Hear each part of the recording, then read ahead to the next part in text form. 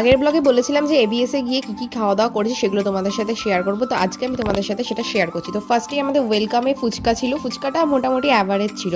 তারপরেই চলে এসেছিলো হচ্ছে চিকেন মোমো, চিকেন মোমোটা জাস্ট ওয়াও খেতে ছিল। তারপরে ছিল হচ্ছে স্টাফড পটেটো উইথ চিজ, এটা তো মানে অসাধারণ ছিল। তারপরে তো চলে এলো হচ্ছে এখানে, দেখো এখানে দেখতেই পাচ্ছ গ্রিল সমস্ত চিকেন, তারপর ফ্রুটস অ্যান্ড ফিশ সব কিছু ছিল।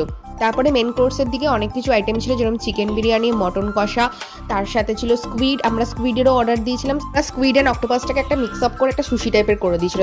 তো ভেজের মধ্যে প্রচুর আইটেম ছিল, এখানে রাইস ছিল, ডাল ছিল অনেক রকমের, আর চাইনিজের মধ্যে চাউমিন ছিল, আর চিলি চিকেন ছিল, আর স্টাফড পটেটো ছিল। আর এখানে এবিএস এ সব থেকে বেশি ভালো লেগেছে হচ্ছে এই ভেজ বিরিয়ানিটা, জাস্ট অসাধারণ ছিল। আর এই বাসন্তী পোলাওটা খুব ভালো ছিল, তার সাথে ফিশ কালিয়া ছিল, মাংস কষা ছিল, আর এখানে চিলি চিকেন ছিল, ফ্রাইড রাইস ছিল।